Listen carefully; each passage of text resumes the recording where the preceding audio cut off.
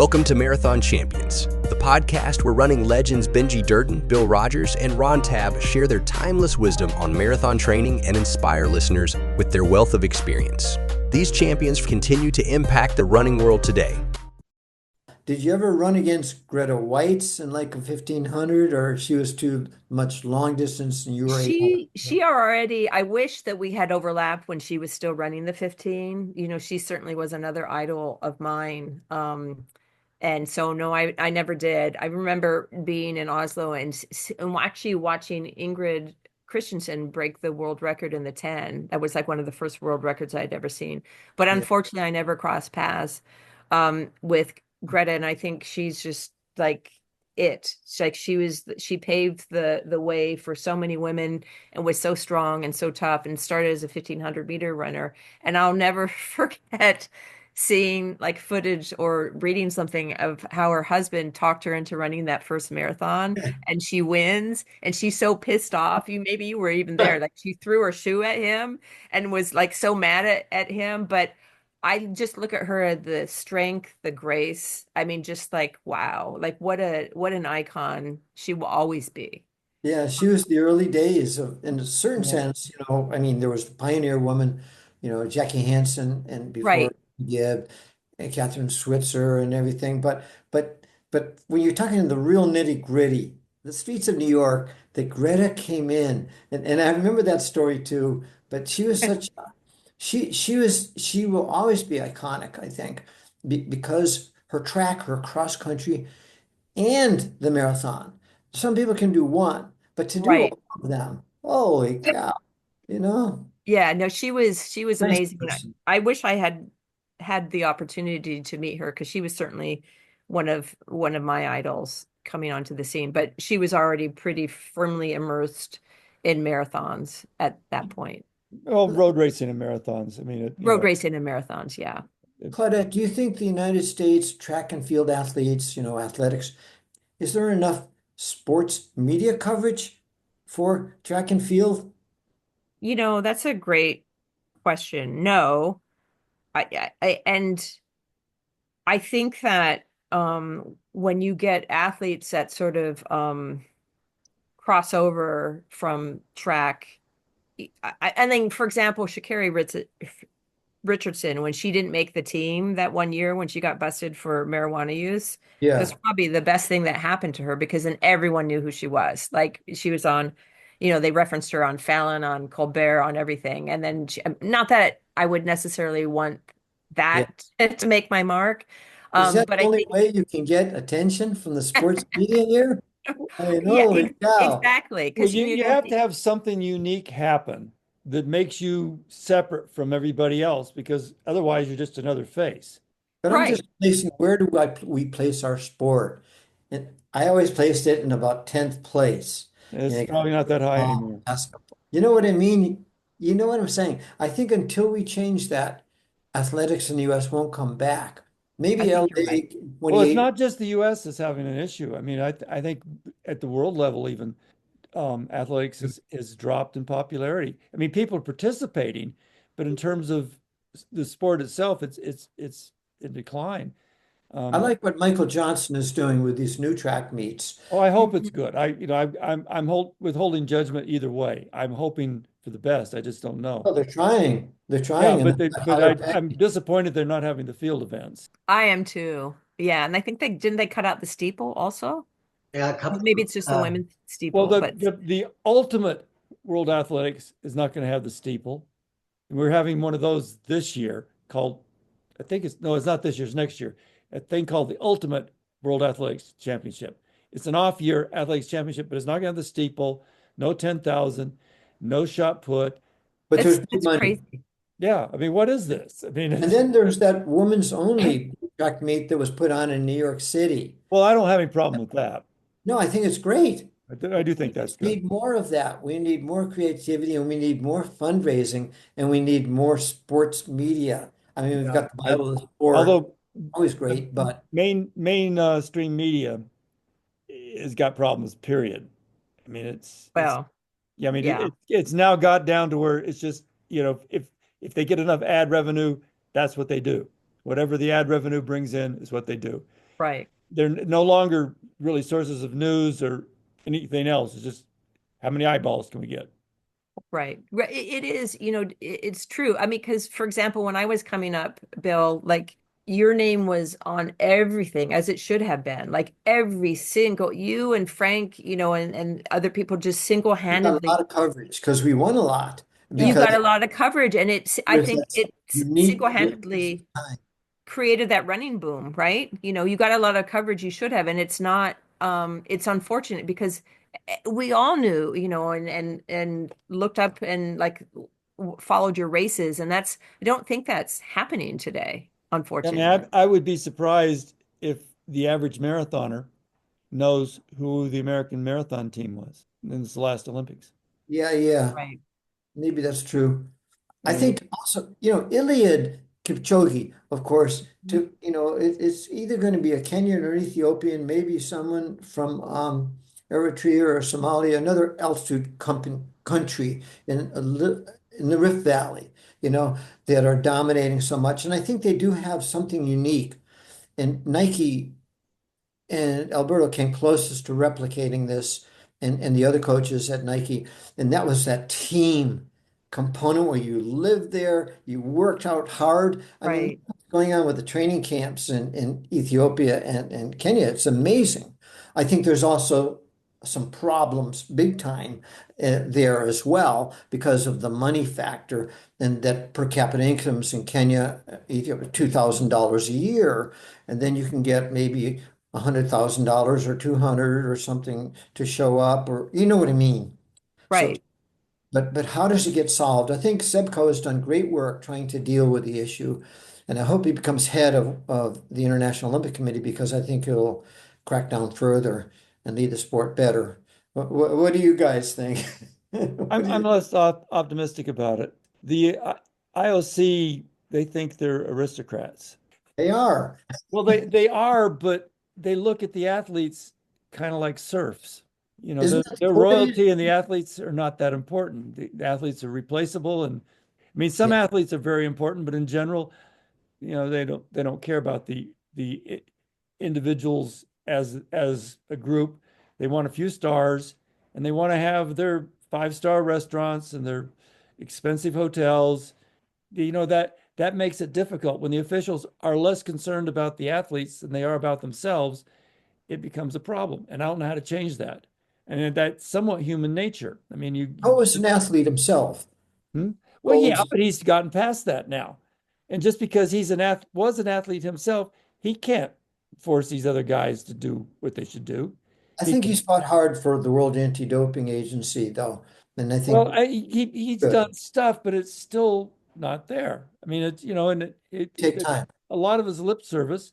I just don't know. I mean, it's a difficult problem to solve, and it has to be at national levels. Every country in the world needs to say, okay, we're going to quit worrying about winning medals and try to worry about taking care of the health of the athletes. And that's not something that I see happening anytime soon.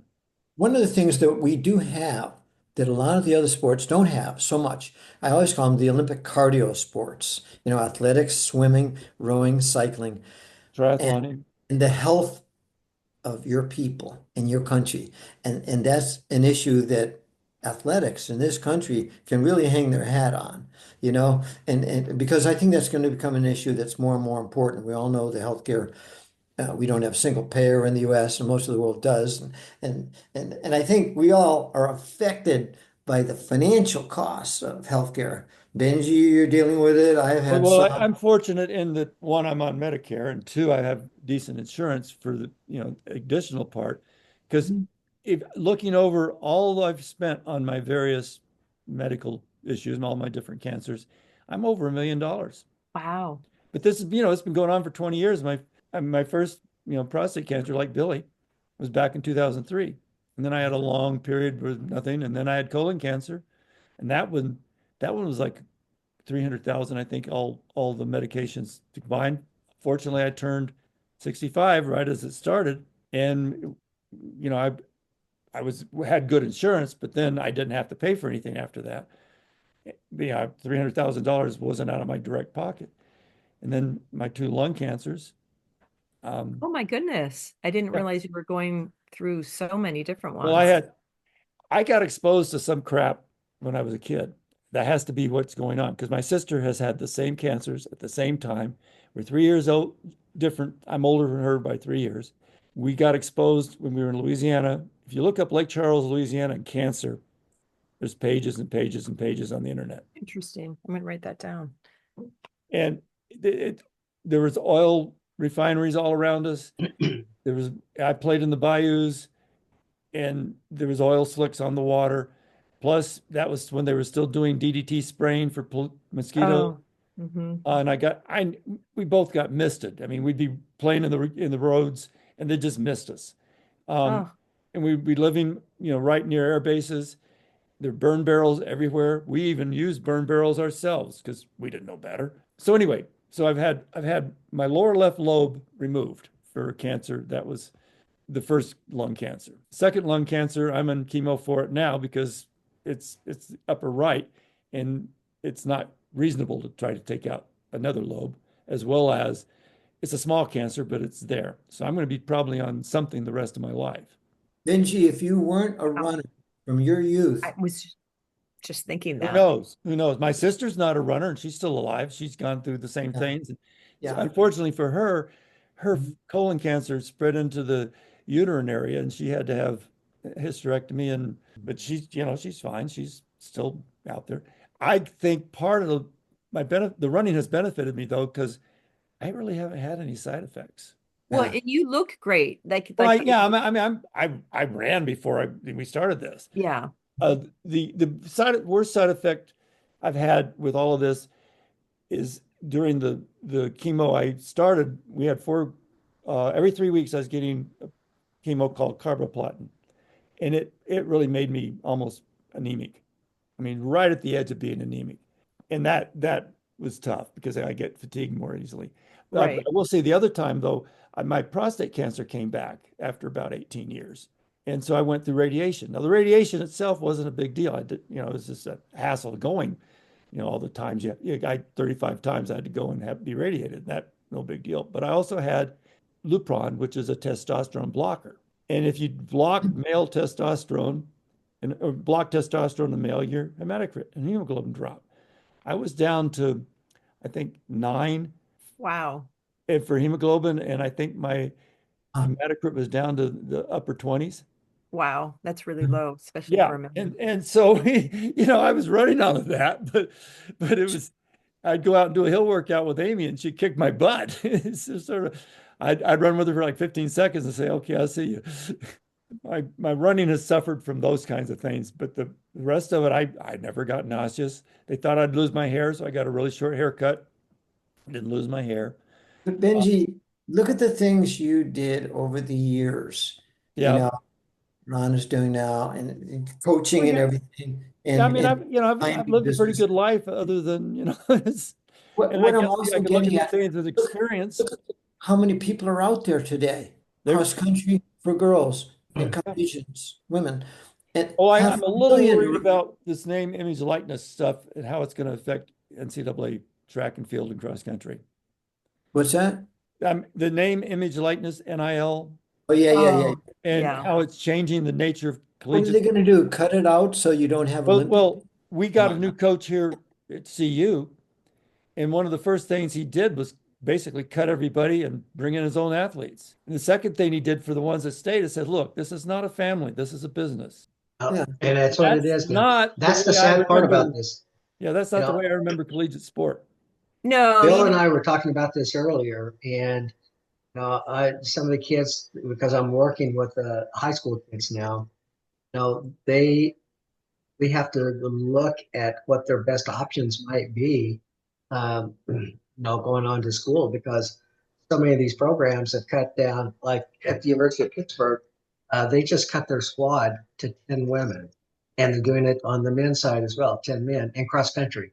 Now, that's a pretty small cross country team when you think about it it. used to be, they would let people that wanted to run come and see if they could make the team. Now they Yeah, don't exactly. Give them an opportunity. They walk on. I would have never been on I would never have been on a team because I was a walk on. They didn't recruit me. I just walked on. I made the team quickly because I was talented, but There's a recreational component to collegiate athletics too, well, where yeah, people yeah, there are not should on be. a team, but they have their Yeah. informal. So that's good. And I think our sport is on the rise. It's global. Well, it is It's in a not sense, Billy, global in that development. we have a lot of participants. Yes, Well, yeah, but I think we are losing I think visibility. Competitive we nature. potentially, the way we're doing things right now, are going to lose a lot of athletes. I was a 10-minute 2-miler in high school and went on to have a successful career. But I wouldn't have ever continued running the way the system is set up now. Oh yeah, Probably you would have wouldn't been even have the opportunity in college. that's exactly it. I wouldn't have had the opportunity to. And So and the nature of even our participation level, I mean, competition has become a little bit frowned on. I mean, people still try, and there's still a core group of people that are trying to compete. A lot of people are just checklists. Like you said, uh, Claudette, you wanted to run a marathon, but you didn't want to run a marathon bad enough to actually have run one. Right. I didn't want to run it at the expense of running middle distance. Yeah, It might have but hurt your 800. it might have helped you. I mean, Yeah. Dick Yeah. Berkeley, he was a true Lydiard disciple. He did at the end of the summer, long strength build up, and then in December he'd run a marathon, and then he'd switch over to do the stuff you need to do to be a track runner. And he was a pretty good track runner, held Yeah. the world indoor mile record. Yeah. So, but we don't know. I mean, you might not have prospered from that because some people don't. But participation is great, and that's what our base is.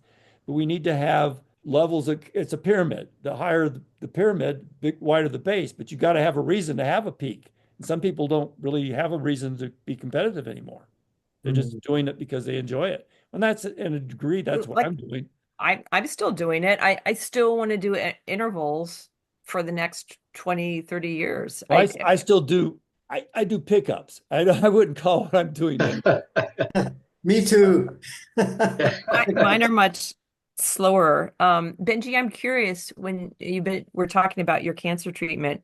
Have you ever spoken to Ken Martin? He ran at Oregon Oh yeah, and yeah. Ken and I have talked about this a bit. In fact, I saw him at the trials this past summer. oh, He's good. what was Because he? I think he was getting ready to start. I want to say prostate cancer treatment. I can't remember, but he and I talk a bit. so when he first was going through chemo and he He got discovered a that, bike into the room. yeah, so he brought the bike in, but there's no research. So he started that foundation, Workout Cancer, and I think that Greta's um, Her husband husband's doing stuff. took it on, but there was just no research. No, and there still really isn't. There But should be though. well, there's I mean, some, but there really isn't a lot of awareness. Is where I was going. I mean, there should be like people should be interested in that because when he was first starting it, I remember having a lot of conversations with him, and because I'm so interested in health and nutrition and the body and all of that, I was like fascinated by it. But it's just a pity that there isn't more awareness, Yeah, I mean, more when research. I was going through chemo for my colon cancer, I hadn't been, I'd had the surgery, I'd had, a chunk of colon removed.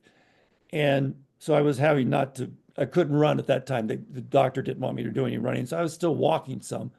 And I was walking maybe 30 miles a week. But I started chemo and I thought, okay, I'm going to have to probably back off with this too. So I'm sitting there. It was like a 4 hour infusion.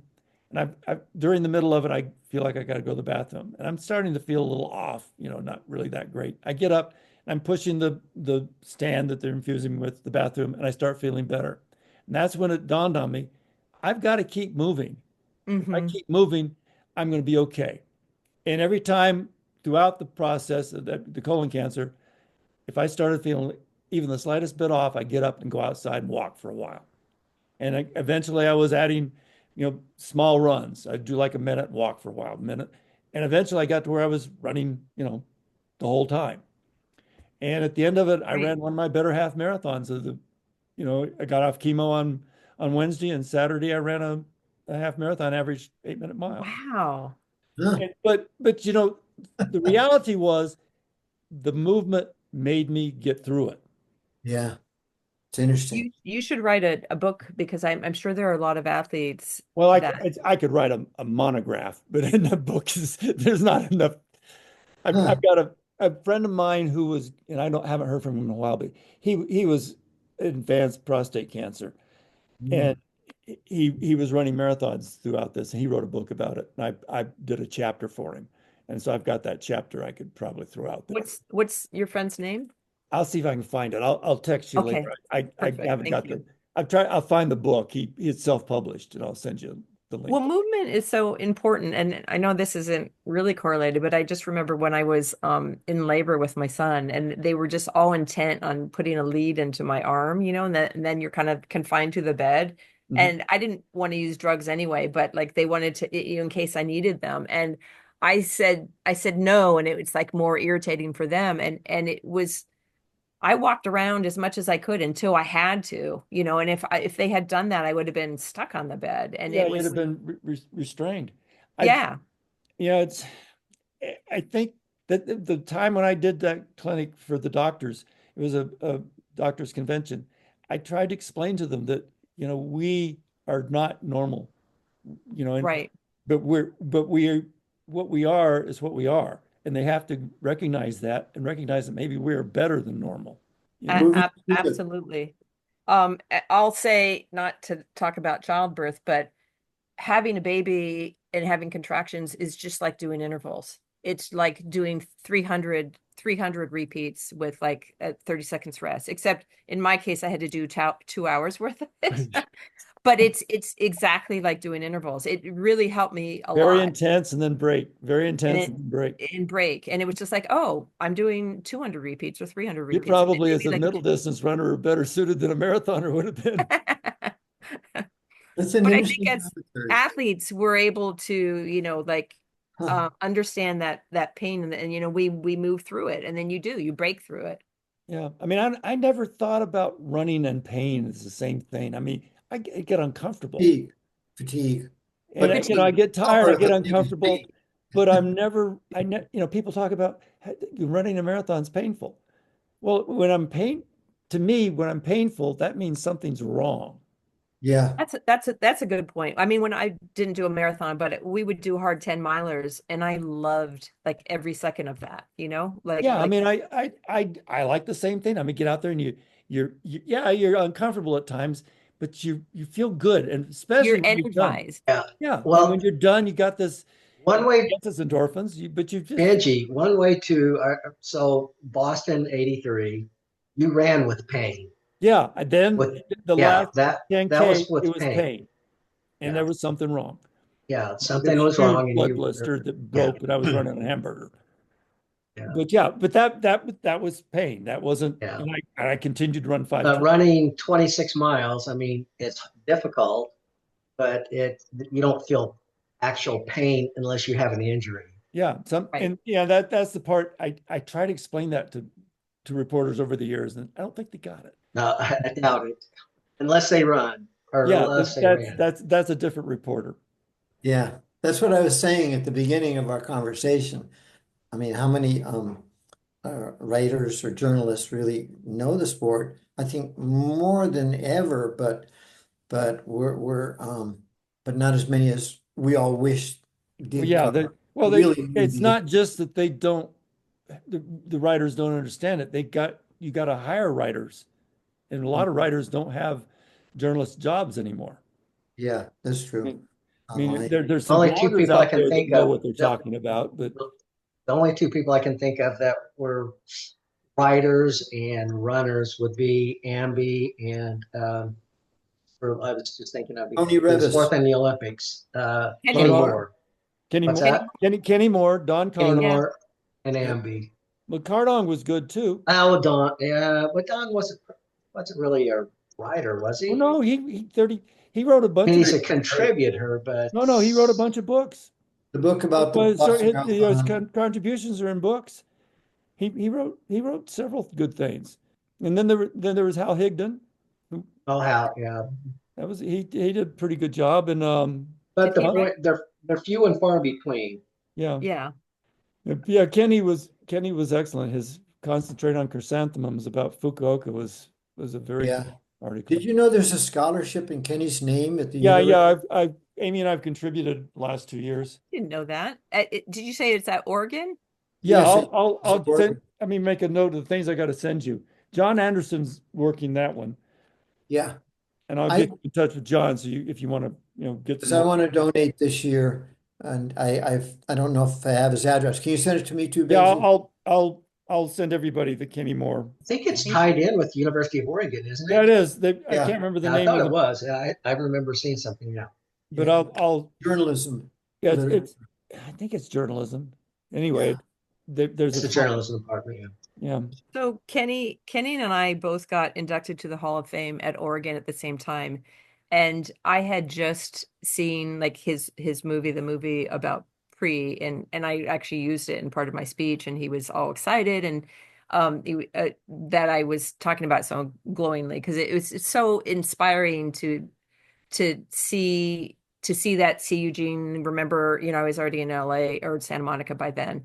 And then he told me the funniest story. You guys probably already know this story, but he said he wanted to get it into the movie, but he couldn't because it was a somber scene when Pre gets fourth. So he told me that because he ran the marathon, he didn't know how Pre did, but Pre knew how he did. And so uh, Pre comes running up to him and says, hugging him and go, "Oh my God, man, like you're fourth in the world. How do you feel? Like that's just so amazing." And Kenny's like, thanking him and then and asks how Pre did. And Pre very unironically said, he said, "Oh my God, I was fucking fourth. Can you imagine? Like I was fourth place. Like that was the worst thing imaginable." And the way Kenny, in that drawl voice of his, like, I'm not doing it anywhere near justice. It was so funny, but Pre was like, so didn't even realize the irony. Unironically. Yeah, very Yeah. unironically. And I always think about that and it just makes me laugh. different Um, personalities. Yep. I was yeah, just talking to Pat Tyson a couple of days ago about that movie because there were two of them done. And right. so I was asked, I said, well, how much of this was Hollywood and how much of this was true? And remember the scene where he tore his foot up before the NCAA Oh, championships? And right. I remember that scene. Yeah. yeah, Well, so that that was one didn't real. happen. That happened at a pool, not in, not Oh, having. I knew the pool story. I wasn't remembering the movie story, but I remember him doing it. Yeah, I think he jumped into the pool from a balcony. Yeah, that's what it Mm, was. But in one of the movies, it was a totally different. Yeah. right. I Hollywood. remember that version of it, Ron. Yeah, yeah. So, well, you guys, we're really lucky to have known these, guys like. Well, I never knew Pre. Bill, did you meet or run against Pre at all during your career? I never met Benji, him. did you ever meet Pre? No, I mean, I mean, he's like a couple of months older than me. I mean, like he's January, was it? Anyway, he's a few months older than me. But I was just a local level runner at the time. Pre Well, was a it's world same level. with me. So, And so but I wasn't good enough even to get to the cross country nationals. yeah. So yeah, but Claudette, you got to know Kenny because I he got was to a know well, Kenny, I and knew actually Kenny. he did yeah. workouts with me sometime. But I tell you this, we had just moved from California to we were in Corvallis for a year, and I was in sixth grade when Pre died, and that kind of shook me because even at that age, like I was learning who the runners were, and so I remember his. It's like you say, you remember where you were when you hear the Yeah. news, and I do remember it was a big deal, even for sixth grade me, just the implications because I was like, here's this great person, runner, all these things, and then he was dead. Yeah. Being in So Oregon, it would have been a mhm. really massive story. This this year marks his 50th anniversary since he passed Right. away, Yeah. and I made a notation the other day talking about that on Facebook. It was weird. It was one of the first things that popped up. 75, 50 years ago, and I remember exactly where I was. I was at the NCAA championships, track and field championships in Sacramento, and heard the news over the PA system, and I was just Oh, going, wow. it didn't even seem real. Yeah. It was just something that He was You know, but indestructible, you thought, because the way he yeah, lived, the way because he he's only 20 oh, some years old. He was, Yeah, I mean, he yeah. was still, He I had mean, just we look at barely it now, we begun think of a to 20 something, we think of 20 something year olds as kids now. yeah. I mean, but who knows how much he would have gone How on much to would do. he have the same legacy had he lived? I mean, it's kind of like Marilyn Monroe. Well, yeah, I Yeah, mean, that's the other thing. I mean, would he have been pre? I mean, yeah, would he just been another great athlete who just sort of faded away? I yeah, mean, you know, But he was better than that, Benji. well, I know, but He my point was is yeah, great. he's like James Dean. yeah, He's the yeah. James Dean of athletics in that he, at the height of his career, he was snatched Yeah. away. Right. And so you know, so we don't know. And these kinds of negative things sometimes make a person greater in our imaginations because Well, of the negative thing. I think Well, he, think about it, the potential. Okay, Yeah. so 76, he's probably going to run the 5 and the 10. Yeah, he could have taken on Viren this time. Then, you know, if he lives, he's competing with us in 1980 for Yeah, a spot on the marathon team. probably. But I think now that you mentioned the 80 team, I mean, you know, with President Carter dying recently, people are saying, well, it's because of the boycott, if I was the telling negative you, thing. And yes, it was. However, how many people would know me still today if yeah, that boycott hadn't happened? I mean, I more people know the marathon team from 80 than know the marathon team from 84. yeah. Absolutely, yeah. Yeah. I So was wish I'd gotten to know him. I mean, he seemed like he'd have been an interesting person to have as a well, and I think he did a lot. And to your point, I think he would have still been more because of like his fights with AAU. He was a rebel and he was a Yeah. yeah. champion, I think, And that he and Bowerman would have taken on the AAU, and He did take Bowerman him went on. on to do that Yeah, and Frank Shorter followed that. as well, And, and Kenny.